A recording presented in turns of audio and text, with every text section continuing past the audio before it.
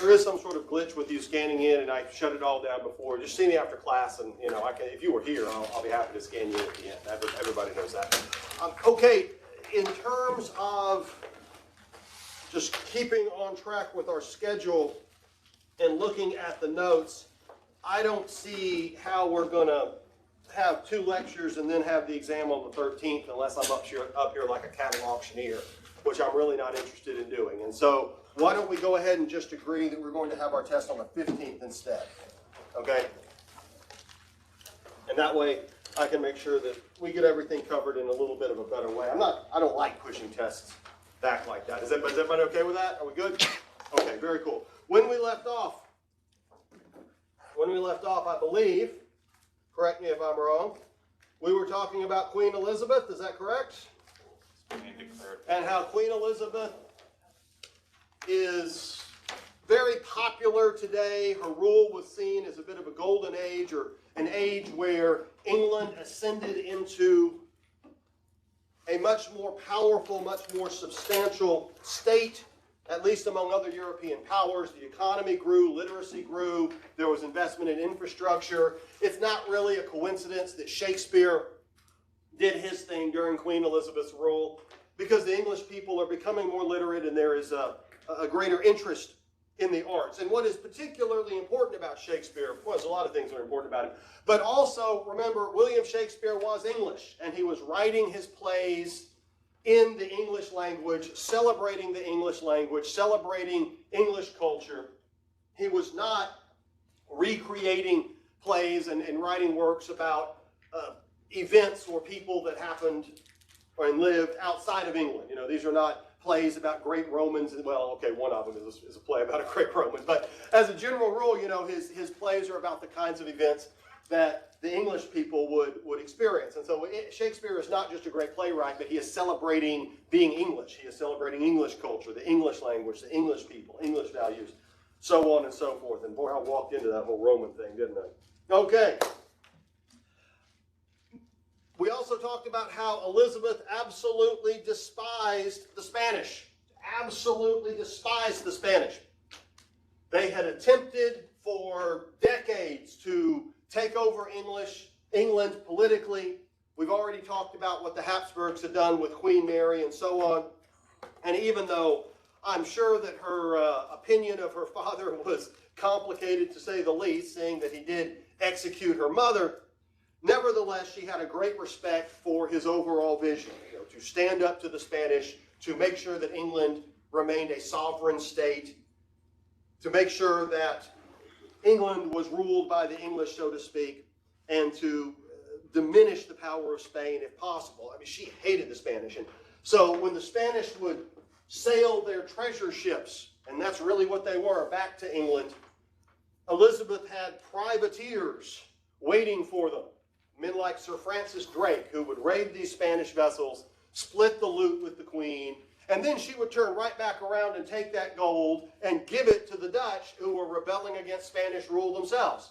And so the King of Spain, Philip II, is just incensed that England would do this. And the audacity of it is also based on the fact that England is substantially weaker than Spain. Elizabeth is picking a fight with a much more powerful nation.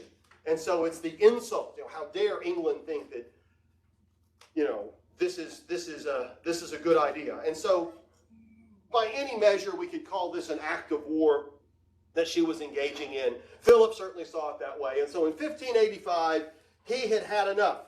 He had had enough. And he decides to declare war on England, sail a massive Spanish fleet to England, invade, and install a pro-Spanish government. I've had enough of this. She has raided my ships too many times. She has attacked Spanish sovereignty too many times.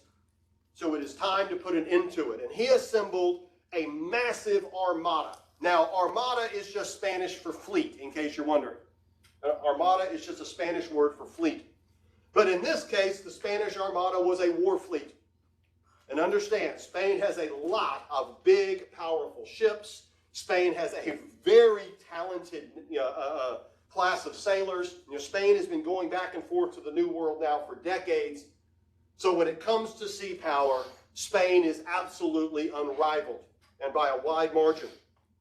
This armada included thousands of soldiers on these ships that were going to land and march on London and overthrow Elizabeth and put a Spanish leader in charge. And what do you think Elizabeth's response to this armada invading was? Bring it on. That's exactly right. The image of her standing on the shore, waving her fist at the Spanish and just daring them to come take her country from her. It's symbolic if it didn't actually happen. But the reality was she was standing up to them. She wouldn't back down one bit. Obviously there were plenty of threats before this and plenty of quote-unquote opportunities for her to stop what she was doing, and she just thumbed her nose at the Spanish the entire time. Well, England's in real trouble because this gigantic fleet is coming. The English Navy has nothing compared to the Spanish Navy.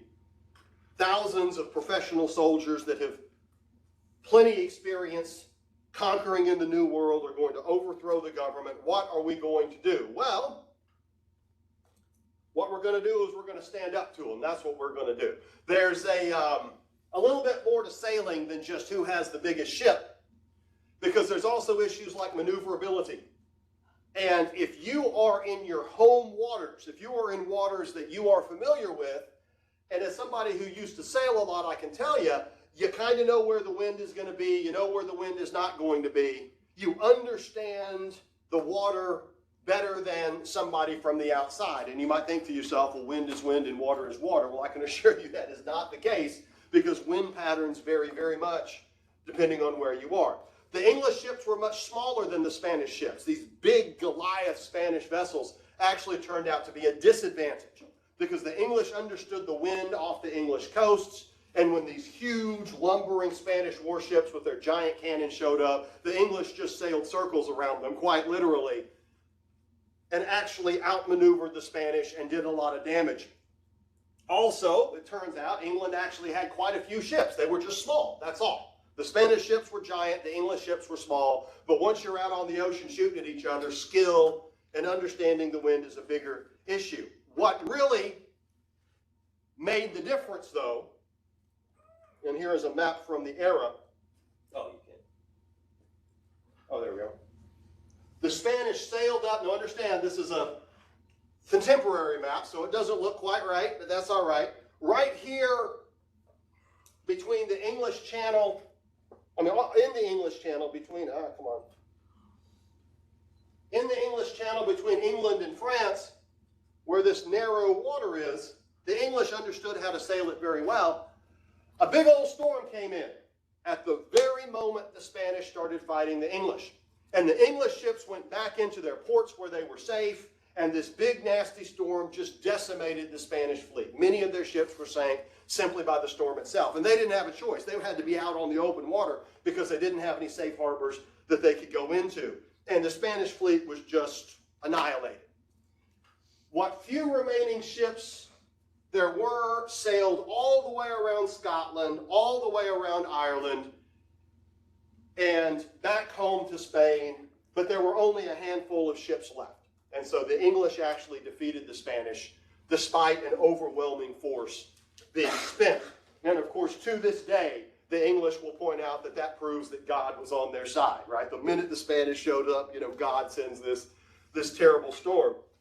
There have been two instances in English history where a foreign power, or at least more modern English history, where a foreign power sent this Goliath force to take England. And in both cases, the leader of England just stood up to him and said, bring it on.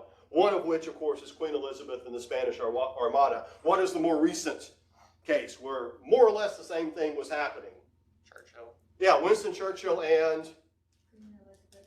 Well, who was Winston Churchill standing up to? Hitler. Hitler and the Nazis. The Germans. When Germany, at the darkest hours of World War II, you don't have to write this down, but Germany had conquered more or less continental Europe, not counting Russia, and the only nation left to oppose Germany was England. Was Britain. And of course, Britain was vastly outmatched by the giant German military. And of course the Luftwaffe, the German Air Force was being sent over day after day, bombing London to oblivion, bombing other English towns like Coventry. And Churchill the entire time was just telling the Germans, bring it on. We didn't back down when the Spanish came, and we're not backing down from you. We will fight them on the beaches. We will fight them, And of course, just like with Queen Elizabeth, the English were able to emerge victorious there too. And so when you go to the English people and say, who were your greatest leaders, they'll say it was Queen Elizabeth and of course Winston Churchill, because they did not back down when such a threat was imminent. England has never successfully been invaded since 1066, when England as a state was established. Every attempt to invade and conquer England has proven to be a failure. Anyway, what that means, of course, is that after the Spanish Armada, Queen Elizabeth is, elevated to absolute hero status. Now, that being said, here are some more future ships from England. That being said, of course, we know that Queen Elizabeth did not marry, which means she did not have any children. So who's going to lead England after she dies? Who's going to be the next monarch? Well, Henry VIII had a sister. Henry VIII had a sister, and his sister had a son, and that was this fella here, James II. His sister had a son, James II, yes? But it says James the First. Oh, I'm sorry, James I, my apologies. James I. Now, of course, when a woman marries, she takes the name, the surname of her husband, and James did not see himself as a Tudor, as a member of the Tudor family, because he was a member of his father's family and sort of the whole lineage thing. So James was a Stuart. So now the Tudors are no longer the royal family of England. The Stuarts are the royal family of England, although there is, of course, a relation there. And this was not controversial. This was accepted. Queen Elizabeth knew this was going to happen and was apparently fine with it. And I'm going to have to say that James is quite dapper with those pantaloons going on, whatever it is. And I suppose James was a perfectly competent king. After James will come Charles I. After James will come Charles I. So now the Stuarts are the royal family. Charles was a Stuart too. But now we got a bit of an issue.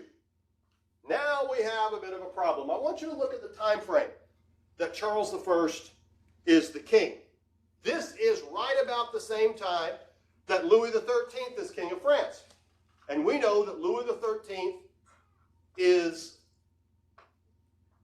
gradually becoming an absolute monarch. And that concept will become firmly entrenched when Louis XIV becomes king. We've already discussed this. We have already discussed the fact that England is not an absolute monarchy. England has the Magna Carta.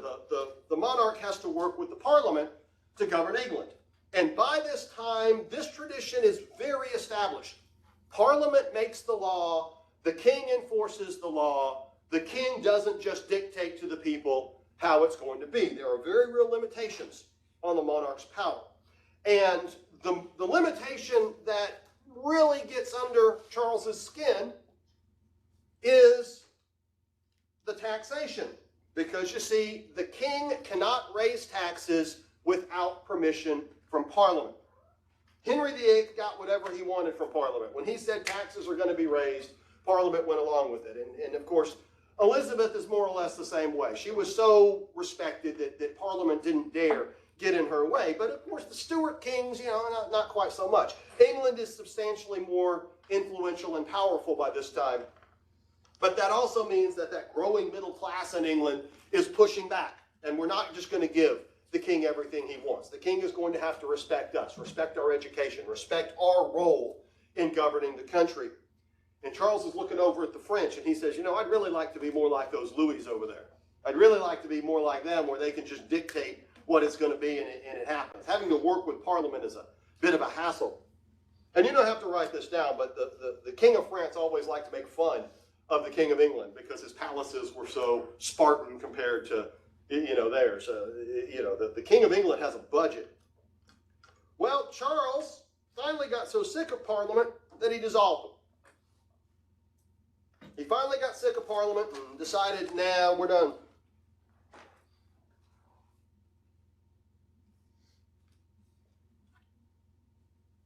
Well, this opens the door to absolutism, right? This was in 1629.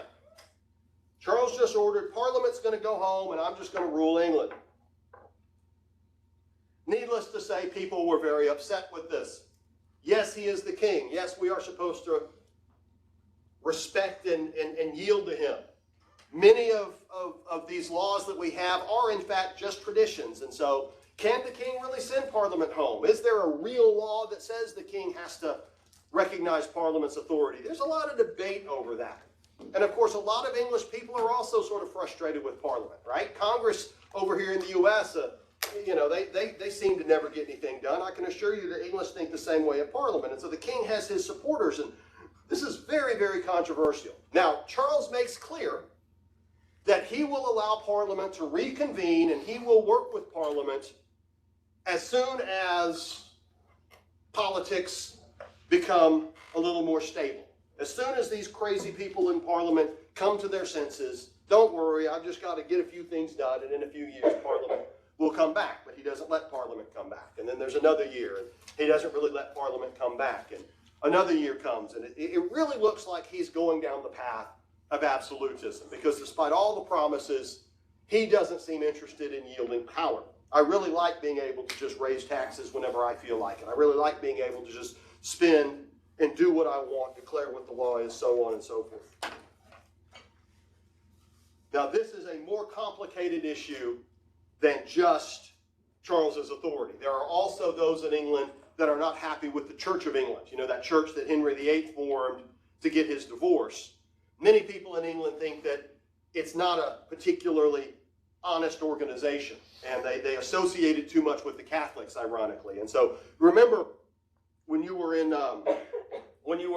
grade school or middle school or whatever, we talked about the Pilgrims coming over. What was the boat the Pilgrims came over on? Mayflower. The Mayflower. And what are we always told? The Pilgrims came over, why? Why did they get on the Mayflower in 1620?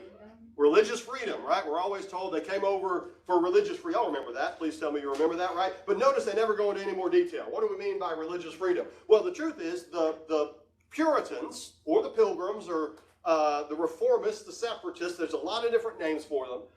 They didn't like the Church of England. They did not like that church that Henry VIII had established. And so they were Protestants, but they were a different flavor of Protestant than what Henry had established. And so they left England for that reason. And of course, Charles and the Church of England does not like them. And so the Catholics didn't like it when the Protestants revolted, right? Now the Church of England that is Protestant doesn't like another group of Protestants that are revolting. Religion is funny that way, isn't it? So these people are gaining a voice, and that's also part of what's going on with Charles.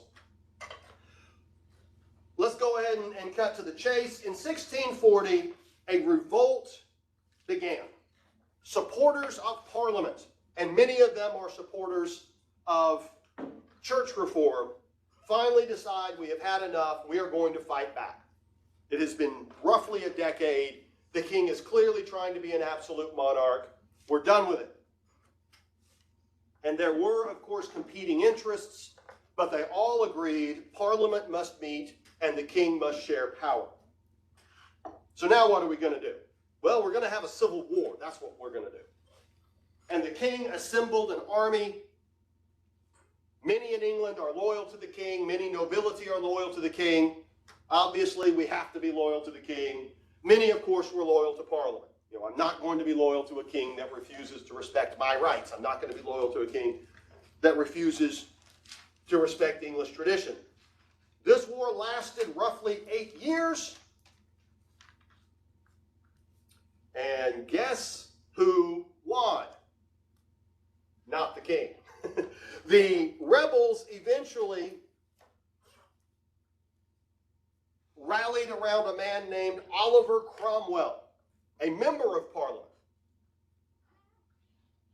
And they were disjointed at first, but eventually he became sort of head of the rebellious force. His army was nicknamed the Roundheads because of the shape of their helmets.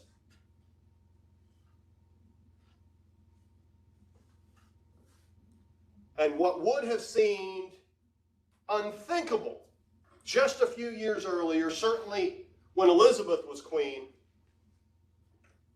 Parliament has successfully revolted and defeated the king. Parliament has successfully revolted and defeated the king. Now, stop writing for a second. There's a lot of complications here. I'm keeping this very simple. If we're going to get very technical about it, who gives the king his power? God gives the king his power. Even in a constitutional monarchy, the king rules by the authority of God. And everything that the king does, the king kind of does in the name of the king, right? It is His Majesty's army. It is His Majesty's navy, right? Laws are acted in the name of His Majesty, so on and so forth. And so kind of like over in France, the king can't really break the law because the king is the law, if you get what I'm saying. Now granted, England is a constitutional monarchy and we have these traditions that the king must follow the law, but you kind of have to think about this for a second. We always have had a king, or at least for several hundred years, and,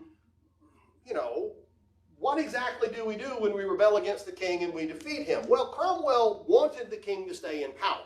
Cromwell wasn't trying to overthrow the king. What Cromwell was trying to do is get the king to accept the fact that he has limited authority and he has to work with Parliament. And so even after the king was defeated, even after Charles I was defeated, Cromwell presented him with what was effectively a peace treaty, and it was a new set of written rules that the king must obey. And these rules severely limited the king's authority. They gave Parliament substantially more authority on paper, in law, and Charles simply wouldn't go along with it. Charles just said, no, I'm not signing that. I refuse to sign any document that limits my power. I refuse to acknowledge that anyone in England has more authority than me. But that is not the English tradition. England is a constitutional monarchy. And so Charles had plenty of opportunities to save himself. Even after he refused once, Cromwell tried to get him to do it again. Cromwell did everything possible to get Charles to play along. When you lose, you kind of have to accept that you're the loser, right? Well, of course, when Charles made it clear that he would never kneel down before anyone else and he would never accept a peace agreement brought onto him by force, Cromwell put him on trial for treason. Now, of course, what do we do with men that are found guilty of treason? You kill them, right? Now, understand, every court in England is a court that operates in the name of the king. Are you following me? And so how do you put the king on trial in a court that is actually his court? And so he was put on trial for treason, and the first question was, in whose name does this court act? And of course they say, we act, in the name of the king. And he said, well, I'm the king and you're not acting in my name. I'm saying it right now. You understand the how do you put a man on trial for treason when it's his court? Anyway, all of those oddities notwithstanding, the court found Charles I guilty of treason and sentenced him to death. The court found Charles I guilty of treason and sentenced him to death. Now, we'll get off subject just a second because we have to talk about this, because this sort of thing will come up later. We've found all sorts of fun ways to kill each other over the centuries. Everybody in here knows this. And of course, the death penalty, it still exists today. It existed back then. The most common way to kill common criminals that were sentenced to death was by hanging. Just long drop hanging, and how does hanging work? Does anybody know how long drop hanging actually works? Yep. Snaps your neck. It snaps your neck, okay? They make the condemned person walk up on a tall platform, which is called the gallows. They put a rope around their neck, kind of loose, and there's a lot of slack in the rope. And then they open a trap door, and the victim, the condemned, falls through the trap door, and it breaks their neck at about the first or second thoracic vertebrae, and it's instant unconsciousness, instant death. It's decapitation is what it is, without your head actually coming off. Now, what happens if they screw up? If you fall too far and you weigh too much, your head will come off, and that occasionally happens. If it doesn't snap your neck because you didn't fall far enough, you choke to death, and that happens too. And so it's not a perfect science. It's not a perfect science. For some reason, now of course there's also gruesome, torturous ways that they killed people too, and There's many of those, but we won't get into that.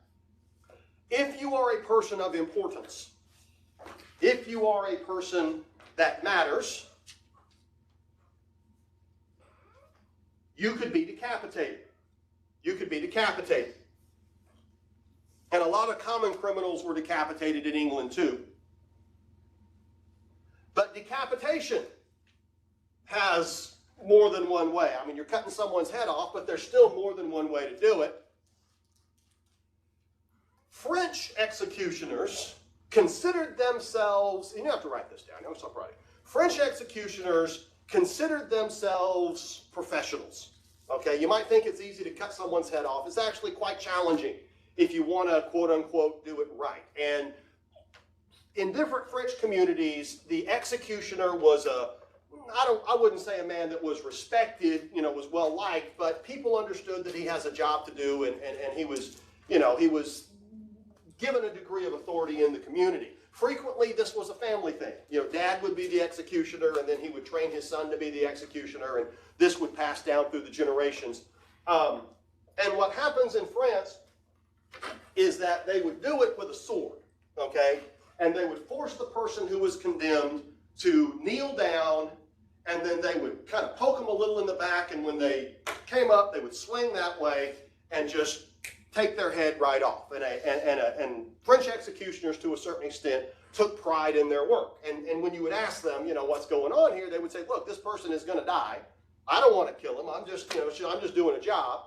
And so if I've got to do my job, the humane way to do my job is to kill them as quickly and as painlessly as possible. And we can all agree, right off your head, there you go. In England, what they would do is they would force the condemned person to lie down with their head on a block, and they did not have professional executioners. They would just hire some big lug, in the town who was willing to do it, pay them a little bit, and they would take a battle axe and whack their head off that way. Okay, and this guy was almost always intoxicated. Frequently he would miss. Frequently he would, take several blows in order to take your head off. And English executions by decapitation were often described as very gruesome affairs. As a matter of fact, if you are the condemned, right, if you are the person who's about to get your head cut off, it's pretty important that you bribe the guy when you go up onto the block. Because if you pay him and say, look, buddy, here's a few coins, try to get me with one blow, the guy's going to be your friend and do it. Because remember, he gets paid as long as you end up dead, right? And so there you go. And he would also ask for your forgiveness. The first thing that would happen is he would say, do you forgive me? And your first instinct is to tell him where he can go with himself. But of course, you say, oh, absolutely, I understand you're just doing a job, here's a bribe, because if you do tell him what's really on your mind, he gets paid if you end up dead. And he can do this the easy way or he can do this the hard way. If you were particularly important in England, they would bring over a French executioner to avoid that possibility. Anne Boleyn, for example, when Henry VIII executed Anne Boleyn, he brought over a French executioner to make sure that he took her head off right away, and it was not botched. The moral of the story is that executing people is not an easy affair. Yes, the person ends up dead. No, it is not something that happens quickly or cleanly. Here is a depiction of the execution of Charles I. And they did not use a French executioner. They used an English executioner, with the battle axe. Chopped his head clean off. Here he is alive, and of course here he is very much not alive. Here is another depiction so you can kind of see how the game was played. He was put down, and there you go. Charles I is dead. What do we do now? England doesn't have a king. Europe is shocked. What is it called when you kill your king? What is it called? It's called regicide. It's called regicide, and it doesn't happen very often, obviously. Oliver Cromwell is squarely in charge of England now. He declares himself Lord Protector. Obviously, he's not the king, and he does not want to be. There is no foundation for him to declare that title. Nobody would have gone along with it even had he wanted it. He is Lord Protector. And there's a great movie, just in case you're wondering. It came out in the early 70s. And it's called Cromwell, and it shows all of the, it shows this pretty well, including the execution of Charles I. And Alec Guinness played Charles I. Who was Alec Guinness? Y'all know who Alec Guinness is. Oh, you know who Alec Guinness is. He's Obi-Wan Kenobi, that's right. Obi-Wan Kenobi played Charles I. Now, Oliver Cromwell was a reasonably competent leader. He died in 1658. And for a couple of years, his sons tried to keep it going. But by 1660, the people of England wanted a king. The people of England wanted a king. And so Charles I's son was invited to become Charles II. The monarchy was restored. The monarchy was restored. He had been living in exile in France. And because the government was every bit as screwed up as before the Civil War, they decided to give Charles II a chance. Now, bringing Charles II back certainly came with a set of rules and agreements, right? You're going to have to stay in your lane. You're going to have to respect Parliament. Don't do what your dad did. And Charles II agreed to all of that. He also agreed not to take retribution against the people that had rebelled against his father, and that turns out not to have been the case. Several men ended up getting hunted down and put on trial, and I don't know, something like a dozen or so ended up getting executed for their role in executing the king. And as I understand it, it was more a matter of them killing the king than it was them rebelling against his authority. But yes, there were some heads lopped off once Charles II was put in charge, but not nearly as many as you might think. So Charles II is now King of England after after several years of tremendous turmoil. During this time, England was actually rather strained financially. There were a lot of economic problems. In 1666, for example, a huge fire burned most of London and it had to get rebuilt. Notice Louis XIV is now King of France, building Versailles and just showing off his wealth, like no king before. And he loved joking about how poor Charles II was. The French ambassador at Charles's court would always send back how plain everything was, and ordinary furniture, and Parliament's not giving him any money, and these big open banquet rooms would have nothing in them, all right, because there was no money to furnish them. There were no parties and banquets all the time under Charles II that there were at Versailles, because he just didn't have the money for it. But hey, who cares? He's still the king, whatever. Well, Charles dies, and although he had many illegitimate sons, he did not have any legitimate children. A legitimate child, of course, meaning a child born in wedlock. His brother becomes king, and that is James II, the next Stuart. And this is in 1685. Now, I want you to look at James. Okay, and again, I joke about the styles, and I know we got a few years in between, but look at James I, right? With his fancy outfit. Look at Charles II, right? Okay, he looks fancy, right? Cut his head off. There's Cromwell. There's Charles II. In terms of style, what's James sporting? Yeah, number one, he's wearing the armor, isn't he? Who wore the ceremonial armor for their royal portraits? Henry. The French kings. Yeah, look at the big wig, right? We got the big man-fro wig going on there, right? These guys, this is. If I didn't know any better, I'd say he's kind of looking like Louis XIV, right? I'd say he looks a lot more like those French royal portraits than the English ones. I mean, compare him, right? You see the difference? He looks different. The style is definitely not the same. You see, James II was a strong friend and ally of Louis XIV. He had lived in France in exile for a very long time, all during the issue when his father, Charles I, was dead. But here's where it gets interesting. You see, James II was Catholic. Strong friend of the French, very associated with French culture. James II was Catholic. Openly, unapologetically Catholic. Now, the Pope thinks this is awesome, right? The French think this is awesome, Louis XIV. The Spanish are big fans of this, right? And even though it's been 100 years, and Spain is no longer really all that powerful, you better believe the Spanish are thrilled. The English, not so much. By this point, England is a devoutly anti-Catholic nation. Keeping the Pope's fingers out of English politics had now become a national tradition. They hate Catholicism in England. Well, what do? The king, who we are expected to obey, is Catholic. Now, fortunately, James didn't have any legitimate sons.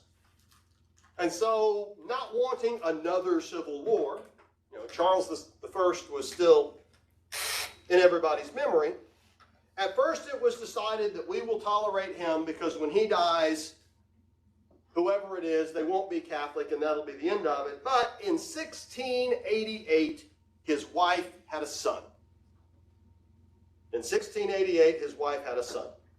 And he was pleaded with, convert to the Church of England. Stop being Catholic. This is causing problems. The King of England can't be Catholic. Henry VIII got rid of the Catholic Church 100 and something years ago. Queen Elizabeth fought the Spanish over this issue. England cannot be a Catholic nation. We cannot have a Catholic royal family. And now that you've had a son, we don't know how long this will go. Well, James wouldn't budge. I am Catholic. I am going to be Catholic. Our children are going to be Catholic. England will have a Catholic king. Well, what did Parliament do when Charles I rebelled politically? They killed him, right? There was a civil war. Okay, there was a civil war. James doesn't seem to care, and he firmly believes that he would get plenty of support from the French. He would get plenty of support from other Catholics if another civil war broke out. The short answer is that everybody is against this but James. Parliament cannot stand the idea. All the nobility cannot stand the idea. The middle class, nobody in England is behind the king on this one. And I mean nobody. And the most important entity that hates this idea is, of course, the military. And you never stay in power if the military turns on you. Over in the Netherlands, you will recall that I mentioned the House of Orange is the Dutch royal family, right? Well, they're all related to each other. We've also talked about that. These people all marry each other. And it just so happens that William and Mary, who were nobility in the Netherlands, were also in line for the English throne. They were also members of the English royal family through relation. So in theory, they could be king and queen, both of them, actually. They were first cousins, which, yes, I'm sure that sounds creepy, but that's the way the game is played when you're royal. But both Mary and William had a legitimate claim to the English throne if James were not king, of course. And so Parliament simply invited them to come over and become dual monarchs. They were a married couple, both of them were in the royal lineage. Mary was closer to it than William, but they both were. Both of them were definitely Protestant. They were Dutch after all, and we know the Netherlands hate the Catholics as much as the English do.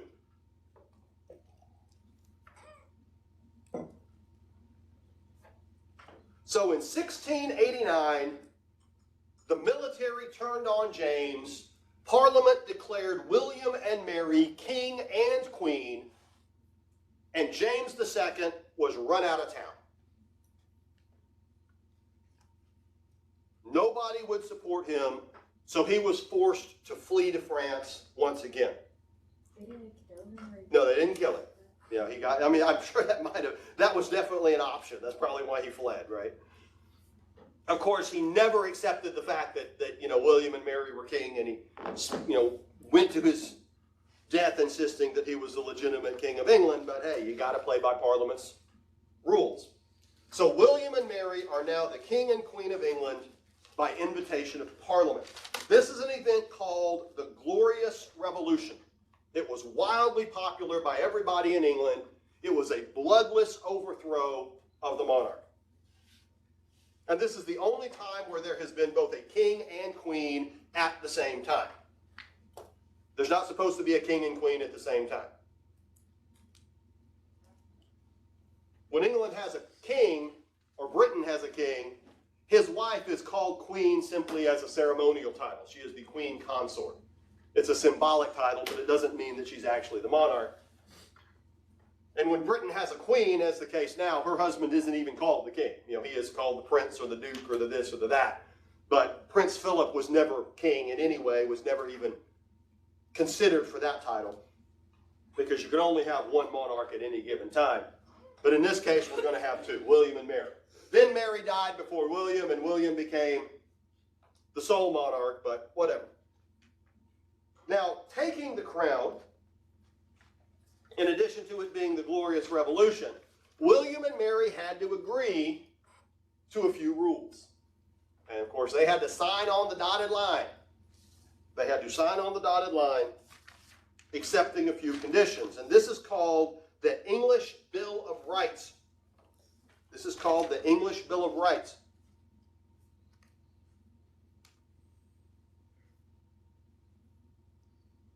A new official set of rules that everyone must agree to in order to be a member of the royal family, in order to be the monarch, or even be considered.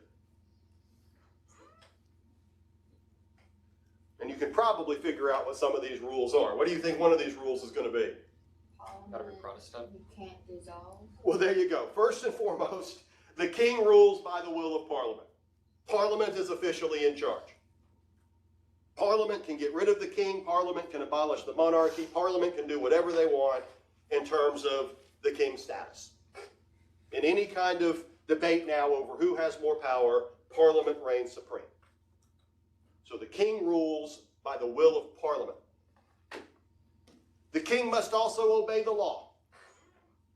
The king is not above the law, even though the law is in the king's name. That little conflict with Charles I. Well, we're not playing that game anymore.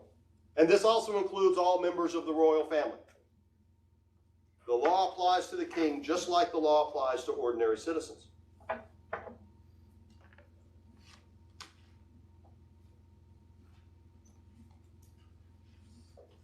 The king cannot raise taxes without Parliament's permission.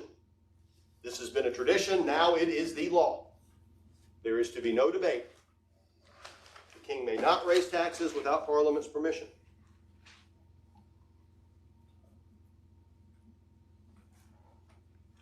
The people have the right to trial by jury. Nice one.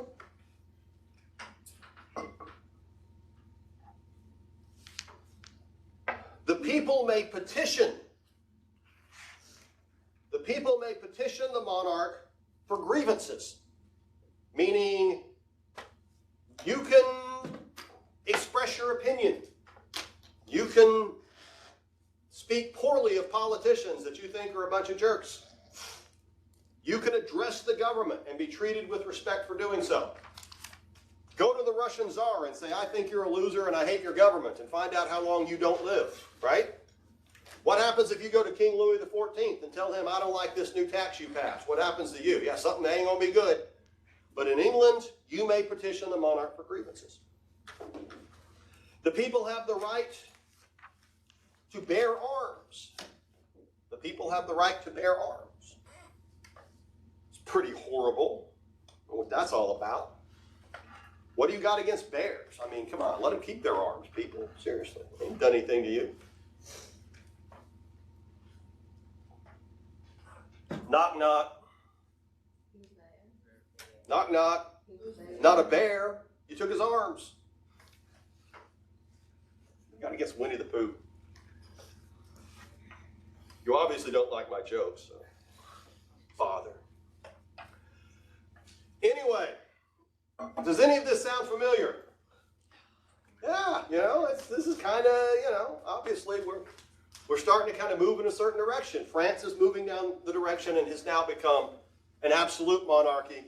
And during the last years of Louis XIV, England is now a constitutional monarchy with a firm set of rules for the king, a firm set of rights for the people, a parliament that represents the people, that makes the law. The king enforces the law, very much like the CEO of a corporation, right? The boss of the corporation, yeah, he's the boss, but the rules are given to him by the board of directors.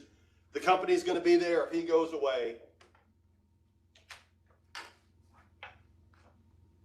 And so understanding the difference between the evolution of constitutional monarchy and the evolution of absolute monarchy, understanding that is particularly important. And as you will see, nations that go down the path toward constitutionalism end up working out a lot better than nations that go down the path of absolutism. Eventually we will see big problems in France as the system of absolutism is not reformed. Now gradually we will see the power of the monarch diminish. The crown is going to continue to yield power as the years go on, although that doesn't mean that executive power doesn't exist with the crown. It just means that the king himself, or the queen, whoever it may be, doesn't actually hold the power. Who holds the executive authority in Britain?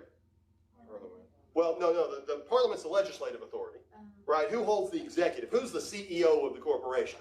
Prime Minister. The prime minister, right? The prime minister is officially the king's #1 assistant, but of course the prime minister would eventually take on the role of chief executive. And so the prime minister today is the equivalent of our president. And even today, technically the prime minister rules in the name of the queen, and the queen technically appoints the prime minister, but the queen has no power. The queen has absolutely zero political power. All she does is the ceremonial duties that she is expected to do. If you do this and you do this, you're qualified, to be the king or queen of England, right? But the prime minister would eventually take over those roles, and England would eventually become a democracy, which of course Britain is a democracy today, even though they haven't gotten rid of their royals. After William and Mary, Anne will become queen. And Anne was a perfectly intelligent, nice person. She really didn't exercise a lot of authority at this point. The prime minister was really taking over that job. Her role was far more ceremonial. She had many children. And none of them lived into adulthood. She had like 12 of them, and every one of them died as children. Super duper tragic personal life. And you don't have to write this down, but under Queen Anne, we actually see a dissolution of the title King or Queen of England. They got rid of that title because England is going to be what's known as the United Kingdom. England, Wales, Scotland, Ireland, now Northern Ireland. And so it is now Britain, right? She will be the Queen of Britain moving forward. And so even today, although people call Queen Elizabeth the Queen of England, she is not. That title has not existed since 1707. It is the British monarchy, but it's still used kind of informally, interchangeably. She died in 1714, and she is the last Stuart. There's no Stuarts left. She outlived all of her kids, and there really isn't anybody around that's close in the family. But we know the family tree very extensively. Oh, one of the rules of the Glorious Revolution, the monarch must be a Protestant. You cannot be in the royal family, and you cannot be monarch if you are a Catholic. As a matter of fact, that rule is so firm that you cannot marry a Catholic if you are in the royal family. You cannot even marry someone who is a Catholic. And that was a rule that was in place until about 3 or 4 years ago, just in case you're wondering. That rule has only been lifted in the past few years. And so we got to find someone who is a close enough relative and also not a Catholic. There was a German prince, a man by the name of George Hanover. A man by the name of George Hanover. And he was as German as Germans come. He did not even speak English and had never even been to England, but he's related and he is a Protestant and he is happy to take the crown. And so George I is the new King of England, despite him being anything but English. His son will be George II.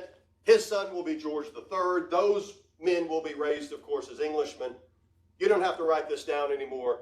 But George III was the king when we rebelled and became our own country, right? He was the king during the American Revolution, and he was severely mentally ill.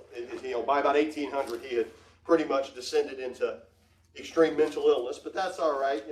They kept him in a room, I guess. And the current royal family are all related to George Hanover. They are all descendants of George Hanover. And so, just in case you're wondering, they continue to marry Germans. A lot of them married into various German households and German royal families. Queen Victoria married into a German family, et cetera, et cetera. And so the English family is very much German in terms of their lineage, and in a lot of ways in terms of their identity and how they acted. And I only bring that up because that creates a bit of a conundrum in 1914, doesn't it? Because, of course, what happened in 1914? Yeah, World War I started, and Britain went to war with Germany. And, of course, their royal family are all a bunch of Germans, and that's a bit of an embarrassment. And so they changed their last name. They decided we can't be the Hanovers anymore, or the Saxe-Coburgs, or whatever the heck they were at that point. And so they changed their name to what? Anybody know? Their official last name or their official house name, and it was just made up. They said, okay, we'll just call ourselves this. Windsor. Windsor, right? They are the House of Windsor. It is a nice English name, they are the House of Windsor.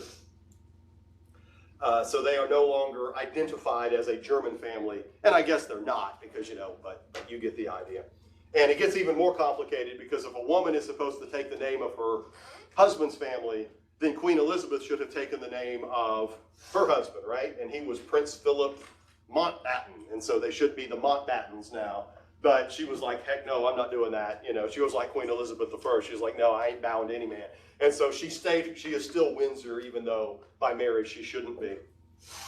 Because who cares? Anyway, there we have it. And so England still has a monarch. If you can wave and cut ribbons, you're qualified. England has since become 100% democratic, even though they still play by all the rules. They dress fancy and schmancy and whatever. Let's talk about another royal family. Let's move back over, and we've got to go back in time because things get real fun now. We're going to dial ourselves all the way back, and we're going to go to the 1500s. So let's go back in time. Now we're going to talk about Austria. We're going to talk about Prussia. We're going to talk about the Holy Roman Empire.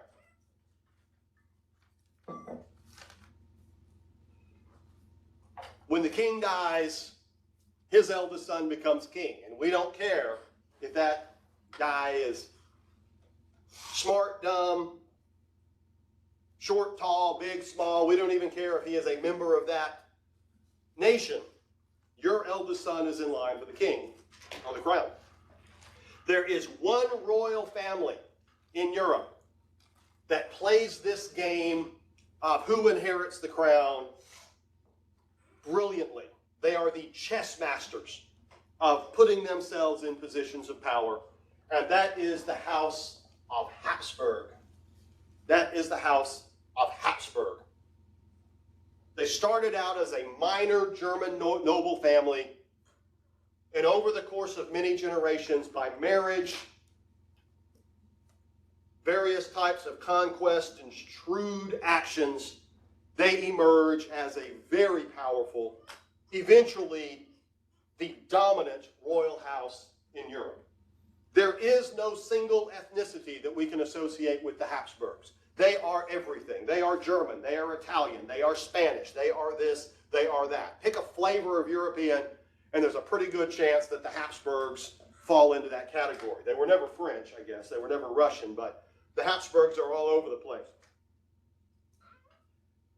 In 1519, as a result of all of this marriage and political maneuvering, Charles V became head of the House of Habsburg. And he inherited every title that the Habsburgs have. And there were many of them. Remember, a duchy is ruled by a duke, right? A kingdom is ruled by a king. There are even princely states that are ruled by a prince. Y'all saw that map of Germany, how it was all hodgepodge, big and small, whatever, right? Well, Charles I gets so many titles, even he probably can't keep up with all of them. And here is a map of all the Habsburg possessions. Everything green here, Charles I rules. Chunks of Italy, he is the king of Spain, he is the king of the Netherlands, he's the duke of this, the prince of that. This guy's got so many titles, he doesn't even know how to count them all. And the diversity of the people in his domain. I mean, it is every version of European, just about. There are so many languages that he is expected to know. I mean, he said something along the lines of, I speak Italian to my wife, Spanish to my son, German to my army, and, Dutch to my horse or something. I mean, he said, I have to speak so many languages because there's so many, so many people that I rule over. And of course, with one man in charge of so much, he is the Holy Roman Emperor. Remember, we talked about that. Well, of course they're going to elect him Holy Roman Emperor. With so much to keep track of and such tremendous diversity in Europe, it was one heck of a job. And he hated it.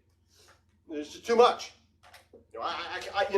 Being the king of one kingdom is complicated enough. Just ask Louis XIV. Try being king of this and prince of that and duke of this, and it's just too much.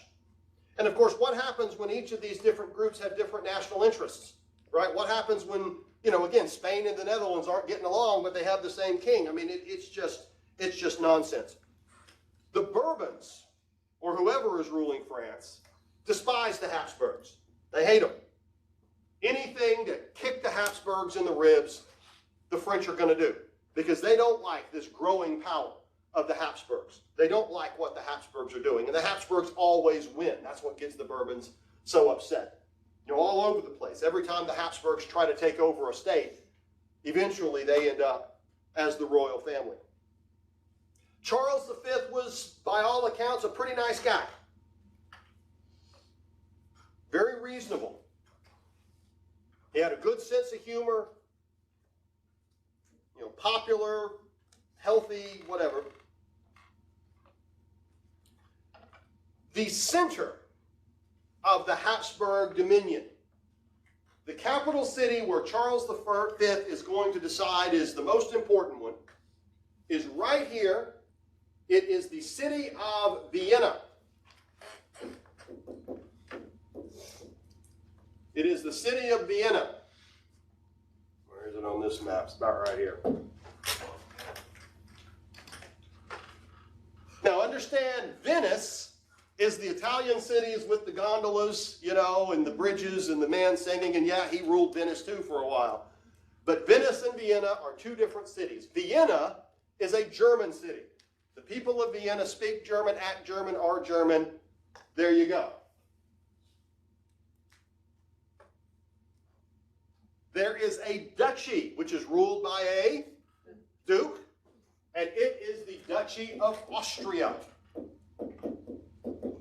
And eventually they will call it an Archduchy of Austria, because it's too big to be a duchy, so we're going to call it an archduchy. But not big enough to be a kingdom, so we can't call it a kingdom. And yeah, we got to get technical about these things. We don't, but they do. And so Vienna is sort of the home base of the Habsburgs. It's where Charles likes to spend his time. And it is a German city, and the Austrians are German people, and there you go.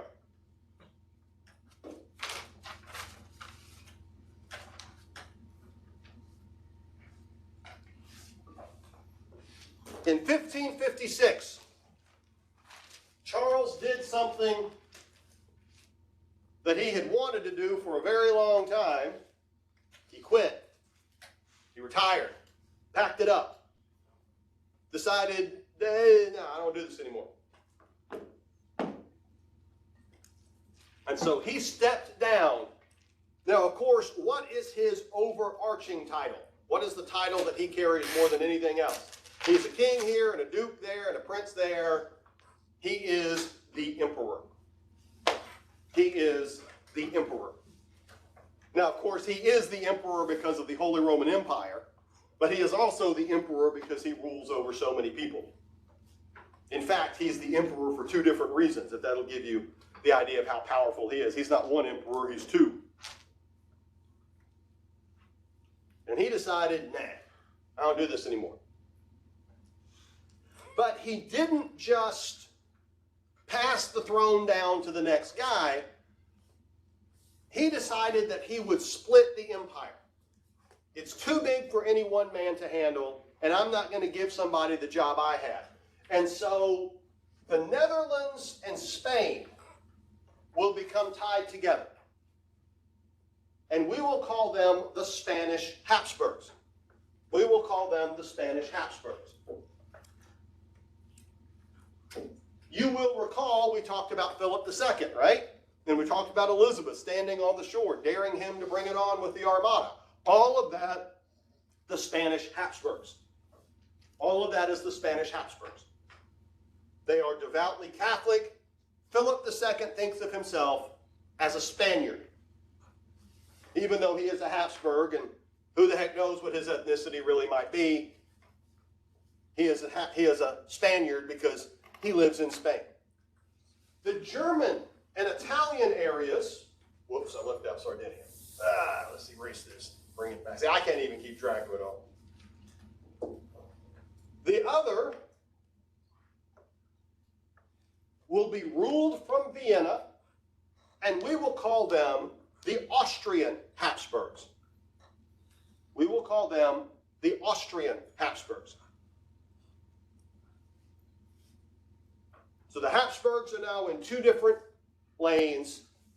Spain and the Netherlands on one side, Germany and Italy-ish on the other. And the Austrian Habsburgs think of themselves as German. The Austrian Habsburgs think of themselves as German. Even though, as you can see, an awful lot of the people they rule over are not German. They are ethnically German individually as a family. The people they rule over is human gumbo. It is every flavor you're going to find in Central and Eastern Europe. Over time, Spain declines as a nation. I mentioned that. It wastes its money. The king does not invest in infrastructure. He doesn't build a middle class. They are foolish. They lose the Netherlands. We talked about that, right? The Netherlands become independent, and the House of Orange emerges. Y'all remember? The Spanish Habsburgs eventually die out. They lose it. They decline and fall. In 1703, with the last Spanish Habsburg, Louis XIV fights the biggest war that he fought, the War of Spanish Succession. I mentioned that with Louis XIV. And the Bourbons end up taking over Spain. So the Spanish Habsburgs lose it all. It takes 150 years or so, but the Spanish Habsburgs go away. The Austrian Habsburgs, on the other hand, elevate themselves. They become even more powerful, even more influential. They will ultimately create what we call the Austrian Empire. They will eventually create the Austrian Empire. If we look at this map right here, here is Vienna, the capital of the Austrian Empire. In 1648, this orange blob, that's where the Austrian Habsburgs rule. Now, there's other areas, but that's kind of their home base. That's kind of their home base. Now, this is a different map, but the information is the same. If we fast forward to 1721, all of this is the Austrian Empire. It has more than doubled. They have brought in Hungary. They have brought in all kinds of other land. Vienna is now the center of a very powerful Central European empire. A lot of this they take from the Turks. In 1699, for example, the Ottoman Empire was forced to give them Hungary, the Kingdom of Hungary, right here.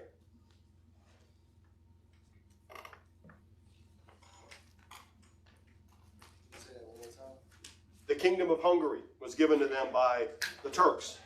Big nasty war. I mentioned the War of Spanish Succession that Louis XIV fought. Louis XIV won that war, and Bourbon is now the King of Spain. Yet in the peace treaty, the Austrian Habsburgs got even more territory. And yes, Louis XIV hated the Habsburgs, but that's how these things go. Now, it is important that you understand the Austrian Empire. It is going to be significant moving forward with the Habsburgs.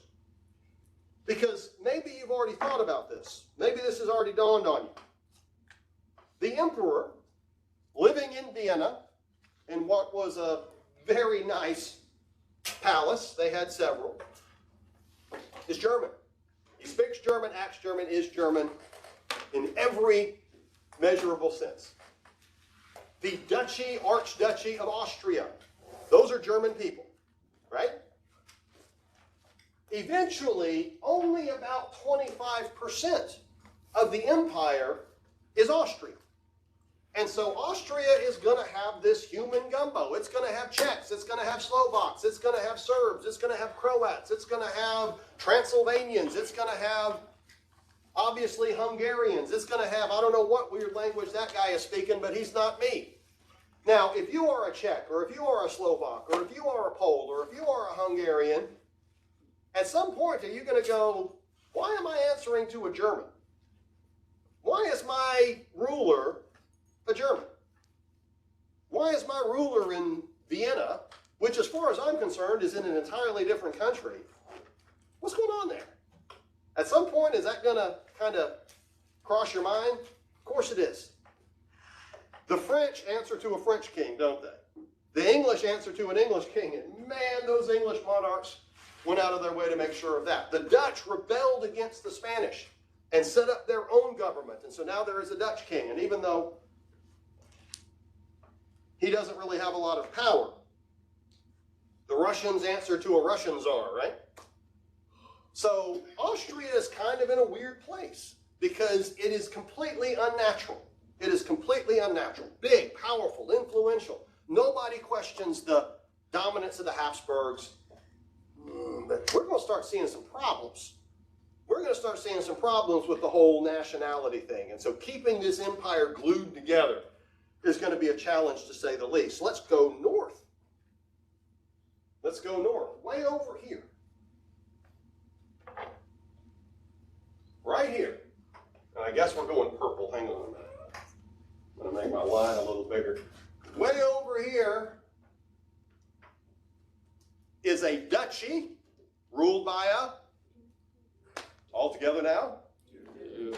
And it is the Duchy of Prussia.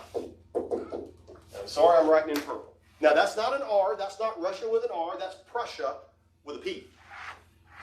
That's Prussia with a P.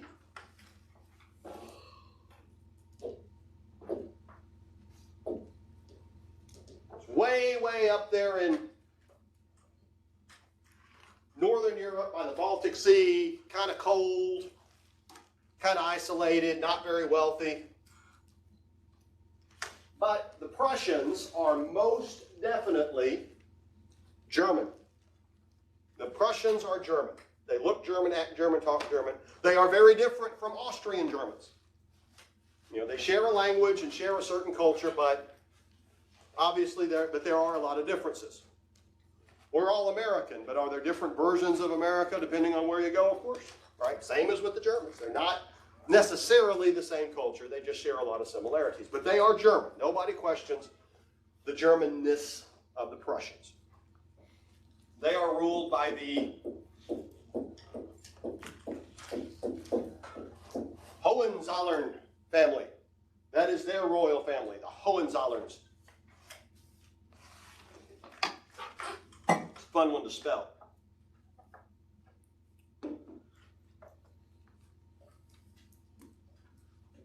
The Hohenzollerns are ambitious. The Hohenzollerns want to be more than dukes. The Hohenzollerns see other regions in Europe and decide, you know what? We want to be more than we are. If the Habsburgs can pull it off, why can't we, right? And so over the course of a few generations, what was the Duchy of Prussia acquires all sorts of new territory. Through marriage, through conquest, through negotiation, through alliances. Prussia goes from being a little bitty duchy in the middle of nowhere to a much larger North German kingdom. And at some point, the Duke of Prussia is going to say, nope, I am the king of Prussia. Because now Prussia has become big enough to get that title. And the Hohenzollerns emerge on the European scene. The Hohenzollerns emerge on the European scene. So Germany's getting a little complicated, isn't it? Down south, we have the Austrians, ruled by the Habsburgs, and Austria is a big chunk of southern Germany. But of course, Austria includes a lot of other people that aren't German. And up north, we have the Prussians, don't we? And the Prussians are now a kingdom. Remember George Hanover? I mentioned him. George Hanover. Hanover is a kingdom in Germany. And of course, George had to give up his titles at Hanover in order to become king of England. And there are others as well. You don't have to write this down. But there is Saxony. There is Baden. There is Bavaria. There is Schleswig and Holstein and Magdeburg and all these other places. And each one is ruled by a different family. So in a sense, these Germans are kind of playing chess with each other to see who can become bigger, who can become more influential. And it just so happens that the Prussians start winning the game. And by 1750, Prussia's a nation we need to be paying attention to. One thing we need to know, and then we can get out of here. Prussia was never quite as big as these other states like France and Austria. But the Prussians made up for it with their military. The king of Prussia understands a big military gets you respect. And so even though the Prussian army was kind of small, the Prussian army knew how to fight. Very disciplined, very, very effective. And we can see how that might be a problem later on. Okay, we're out of time, y'all. I'll see you later. Sorry to, well, I'm not sorry. You're welcome. Y'all got an extra couple of minutes for free. So take care.